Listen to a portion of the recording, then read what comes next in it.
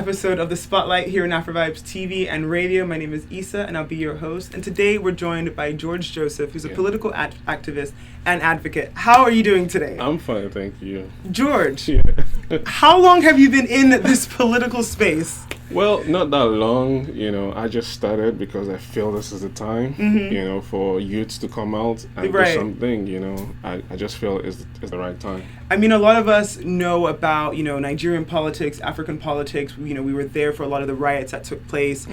We've been here with COVID. There's just a lot of unrest, I would say, with Nigeria. So you being young, you being, full of energy, what got you started down this path? Why are you here? Well, it's just that growing anger, when you look at the things that are happening in Nigeria, you kind of ask yourself what can be done, in terms of saving the country, the decadence, the moral decadence, and the things that are wrong in the country.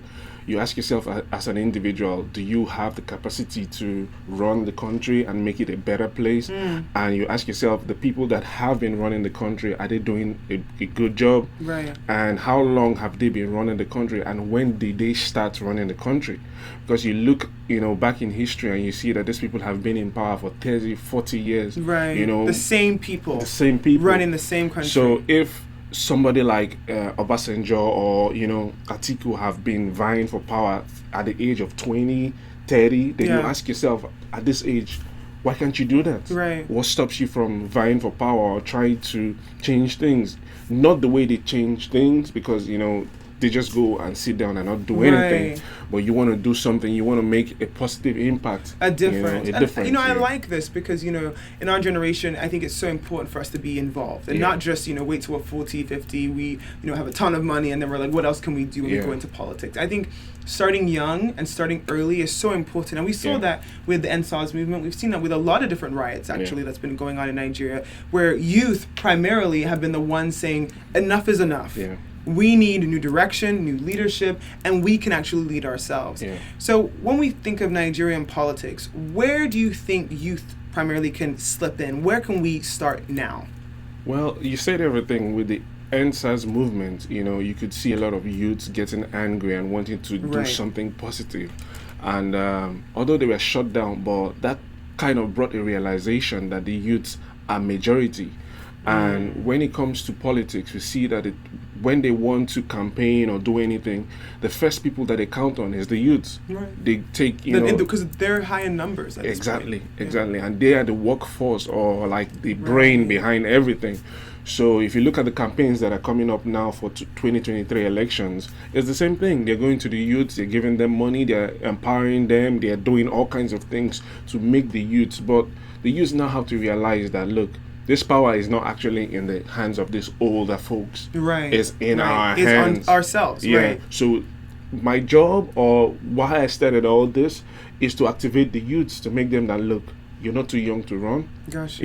And you can achieve anything that you dream to achieve. Gotcha. If you don't try, you never know what's going to happen. Right. So that's why I'm here today. And if you can't try, you don't fail. Yeah. Like, you can fail, you can be successful, but you need to try to begin with. Exactly. So speaking of trying, what's your background? What got you into this? You're here in America. Tell us a little bit about you. Okay. I've been doing this for like 10 years. Doing what? Like trying to get into actively helping Nigerians, not really politics. Because politics in Nigeria, everybody knows, is a dirty game. And if you want to change things, you need to come with a different approach and a different system. So I sat down and asked myself, if I was going to go into the Nigerian hemisphere to try to change things, what should I do? I came up with an organization which is called soleminds. And what we do is we help the less privileged, because the disparity between the rich and the poor is too much. In fact, at this point, we don't even have the middle class no more. Right. So like when you go into communities, like I was talking to friends about, let's go and help people, let's do this, let's do that. The very first project, I shed tears, literally, because I saw poverty in its raw state. I had never had to beg or never had to like, you know, struggle for food or anything because my parents are well-to-do, you know, when I knew them and everything. But I saw firsthand that people are really, really, really poor. And no one is doing anything whatsoever to help them. And you saw that in America, you saw that in Nigeria? Nigeria. Okay. Yeah, we went to a village just outside Abuja. You know, that was like 10 years ago. You know, and we took some clips and some videos, you know, and I went back. I couldn't eat for 3 days because I'd never seen people so poor. So that gave me more, you know, drive to help people. So you left America, went to Nigeria to help out, basically. And this is when you now saw the poverty that had basically, you know, stricken your people. Actually, then I was in the UK. Oh, wow, okay. I went there to do my master's, and from there I went to work in London. And I was just talking to friends. I was like, look, we need to do something. Yeah, you know? So we need to go back home. Yeah, so we started the organization in London. Then I always had the dream of coming to America to, like, you know, register it in America too and get it started and everything. Yeah. So right now I'm just trying to push the agenda of helping the country grow, because the disparity between America and Nigeria is just too much. It's huge. It's too much, and we have so much resources. We have everything that it takes to put us in the world as the first class country. But the major problem that we've had over the past 20-30 years is bad leadership, and that has to change. You know, that's my own take on it. And tell us a little bit about, so you're Nigerian. Where are you from? What tribe are you? Because I know a lot of us are wondering. I'm Rivers. You're Rivers. Yeah, I'm Rivers, South, you know. Okay, and have you lived in Nigeria for a long time, or is your? Oh, you have. Okay. Yes. Okay. I've lived in Nigeria. I have businesses in Nigeria. Okay. You know, I have people working for me as we speak right now in Nigeria. And I know the territory. I've been there. I've, you know, interacted with people. I've seen things for myself. So I feel, based on my experience in being in Nigeria and coming over here and seeing things over here, it just makes me like, you know, I'm sitting on one foot because I'm like, okay, you know, it doesn't sit well that you're here. Yeah. No, you know what? I have to commend you, because I feel like a lot of people, you know, we leave. Because I'm Nigerian too, but we leave Nigeria, we come to America, our parents come to America, come to England, and we just stay here. You know, very few go back and take the wealth and the knowledge and the education to benefit those who are still in Nigeria. So I think that it's really, really important. So before we cut to break though, tell us how anyone who's listening can donate, can get involved in your nonprofit. What can they do right now before we got to break that can help you in your organization? Okay, you can go to, you know, we try to make it as simple as possible. You can go to facebook.com/soleminds. You know, you could catch us on Cash App, $soleminds. Then Zelle is the same thing, the Soleminds, and, you know, you can just reach out to us via email, soleminds@gmail.com, and you know, make a donation. Yeah. So when we come back from the break, we're going to talk more about their projects, what things that they're working on right now, and, you know, what do we have to look forward to in the future. So we'll be right back. This is the Spotlight here on Afro Vibes TV and Radio. My name is Issa, and this is George Joseph. We'll be right back. Okay.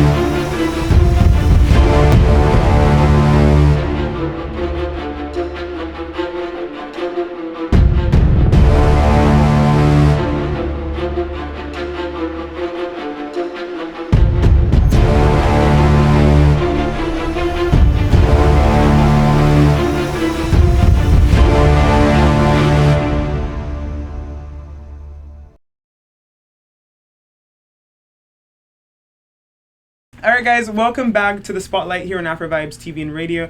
My name is Issa, and we're joined by political activist George Joseph. How are you enjoying the show so far? It's been great. No, I'm so excited to talk about youth and politics, especially as, you know, coming from America into Nigeria. So before the break, you gave us some information about how people can contact you and donate, but tell us, what are some active projects that you and your team are working in your organization? Beautiful. I'm glad you asked, because like few years back, when we started, we were doing it quarterly, like going to help the poor. Basically, when we go into communities, we ask them, okay, what's your basic need? We've done health projects, we've done, digging boreholes and water projects. We've done so much for different communities. But in the past 4 years, we saw a trend, coming up, which is basic food, just food items, because, the cost of raw materials right now is going high by the day. It is. And one of the things, the campaigns we launched is we do, outreaches monthly.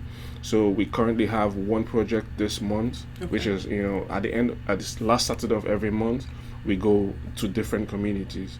And it's not only, one state, we go to the whole 36 states when we have active members. So if we have, in January, if we have 16 active members in the state, we go, because most of them have different things doing. Right. But we try to make it as much as possible in different states. So when if someone gives money today, it goes to the 36 states in some capacity. And then people on the ground are in touch with community leaders and stuff, and they try and see what is the need at that time. Exactly. So just give us one example for someone who's like, I'm very interested in giving. Just talk about maybe one project that you've done so far, a success story that you can talk about. Okay, like I said, in the past 4 years, we've seen a growing trend of food items. So that's what we do. We package food items. So if someone comes and sends us money and say, okay, look, want you to go to this community. Sometimes you could be specific. You say, okay, I want you to go to my village. We could actually go to your village, and we always come back with pictures and videos, because we want to be transparent. We don't want you to put your money into something that is not visible, because I do meet people a lot and they say, I support this charity and that charity and this charity. But what is that charity doing? They don't see anything that they do with it. So my goal is, as you're putting in your money, just seeing what we are doing with the money. And if you want to go to these communities, you will see that we're actually doing the work. Right. We even went on radio and TV at some point in one community, and people were talking about it. But we don't want to take the fame. We don't want to put ourselves big, because Africans have this kind of thing that when you're doing something right, you want to. And that's you're right. The goal for you, and I love that, is the transparency, and then also not only the visibility, but you actually making a difference. Yeah. So it's not about wearing a big coat and throwing a party and saying this is what we, because it's funny, every time I see a charity organization throw a party. Trying to get donations, I'm always like, you could have used the money from the party exactly to donate. But I understand there are some reasons and everything, so I'm not taking anything away from that. But I like the fact that you are very much we've gotten $100. This is where it's going, and these are some pictures and videos to prove it. Right? I think that's really important. But so you do food, you do water supply as well. Do you do clothes? Like, what else do you do? And also, do you work with like churches and other community centers as well? Churches have been one of the massive supports, I would imagine, that we've ever had. We're very religious in Nigeria. So when I go to churches, they love the idea, but the question they always ask is, they want to do it too, but they don't have credible people on ground. So they always say, oh no, Nigeria is corrupt, the people are corrupt. But I said, I've been working with the people that I work with, and most of them are, in different states. They never cheated me. I could give you a testimony of one girl. I'll call her name Amaka. She was living in where I think is Adamawa State. No, I think it's in the south, Enugu. So she was in Enugu, and they were supposed to do a project in one community, and she relocated to Lagos. So we already sent her the money, which we call package. We already sent her a package, so she couldn't do the project, and she returned back the money. So I'm like, that's another thing that I hope you guys are doing testimonials too, because there's typically a negative stereotype with Nigerians, and we all know what we're talking about. And I think that when we're talking about these kinds of projects and these kinds of efforts, I think it's so important also to let people see this as well.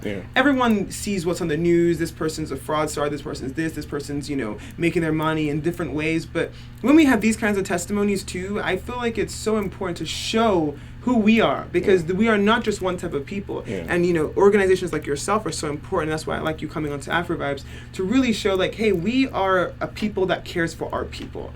And we may be part of the diaspora, but we're going to go back to our motherland and say, hey, we can't just idly sit back and let our people suffer at the hands of these leaders. And so circling back to youth leadership and politics, if someone is listening to this show right now, and they're youth, they're young adult, and they're really interested in politics, and they're in America or they're in England or they're outside of Nigeria, or even if they are in Nigeria, what are some tools, some tips you can give them, some helpful things that you can say, hey, do these things so that can help you to become successful and to be a future leader for our country?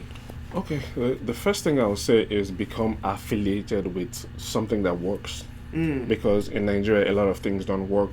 And if you go the wrong way, they'll kill your dream. A lot of people are trying to leave Nigeria right now because a lot of things are not working. That's why we came up with a system that works, and it's tried and it's proven that it's working. Right.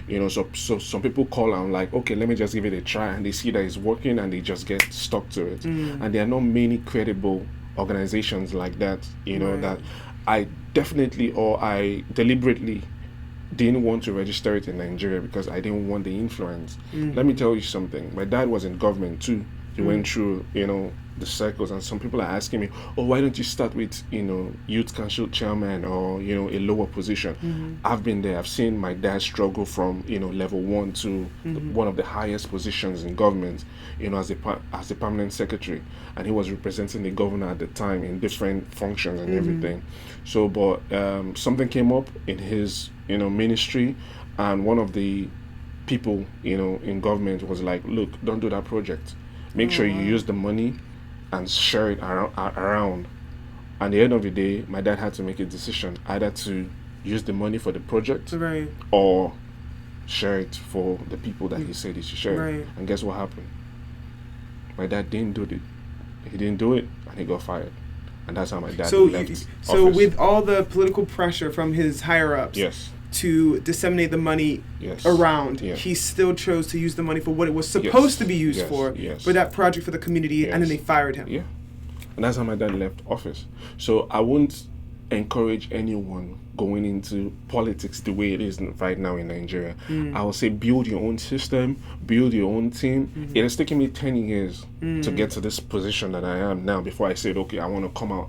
And the reason why I'm coming out right now is because I feel people now understand that, like, the people in government are wasting taxpayers' money. They're just wasting our money. They're just making empty promises, and they're not fulfilling the promises.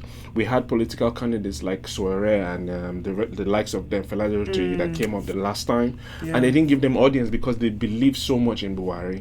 But did Buhari deliver? 8 years, nothing. So I feel this is the right time for you to come together and say, look, we must put our foot down in diaspora and at home and make something work, if not at the level of presidency or governorship, but actually helping the people, because the people actually need, we could raise a lot of resources to help our people, and if we are not doing that now, I don't know when is going to be the time, because things are going really, really bad, and we need to do something about it. And speaking of that, for those who are listening to the podcast who are, suffering, who are in Nigeria, who are listening to this on radio or on TV, what are some words of encouragement you can give them?